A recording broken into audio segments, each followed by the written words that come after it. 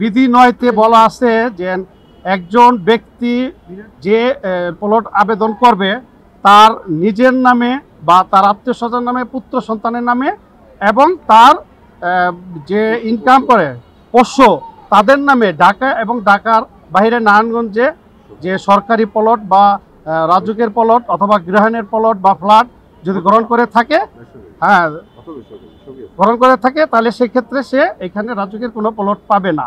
এখানে আরেকটা বলা হয়েছে যে এই জন্যে তাকে একটা 300 টাকার নন জুডিশিয়াল স্টেমে একটা হলফনামা দিতে হবে। সেখানে তার উল্লেখ করতে হবে তার কোথাও কোনো তার সম্পত্তি নাই বা প্লট নাই বা ফ্ল্যাট নাই এবং তার ছেলেদের নাই, সন্তানদের নাই, তার পোষ্যদের কারো নাই, এরকম একটা হলফনামা। সেই হলফনামাটি প্রথম শ্রেণীর ম্যাজিস্ট্রেট কর্তৃক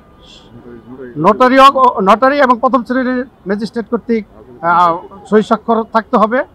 এখানে আইনজীবী সই স্বাক্ষর থাকতে হবে একটা রটারি পাবলিক করতে গেলে।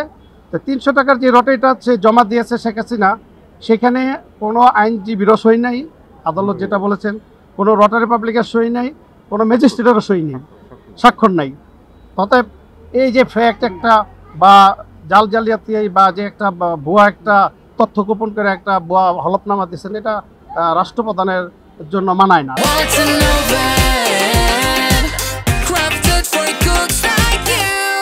এই হলফনামাটা জমা দেওয়ার পরে সেখানে গণপূর্ত মন্ত্রণালয় থেকে সরাসরি আসছে রাজুকের বোর্ড এটা যাচাই বাছাই করে সিদ্ধান্ত দেয়। রাজুকের বোর্ডের মেম্বার অনেক, তারা যাচাই বাছাই না করে এবং গণপূর্তের কর্মচারীরা যে নোটগুলো দিয়েছে তারাও দেখতে এখানে কোনো যাচাই বাছাই করে নাই এবং মন্ত্রীও যাচাই বাছাই করে নাই, সচিবরাও যাচাই করেনি। না করে এরকম একটা ভুয়া হলফনামা তারা সরাসরি রাজুকে পাঠাচ্ছে। রাজুকে এটারে হলফনামাটারে যাচাই বাছাই করে নাই। তো এখানে তারা প্রত্যেকেই একই সহযোগী, একই অপরাধী। এই জন্য তারা নিজেরা সুবিধা গ্রহণ করার জন্য এই কাজটি করেছে।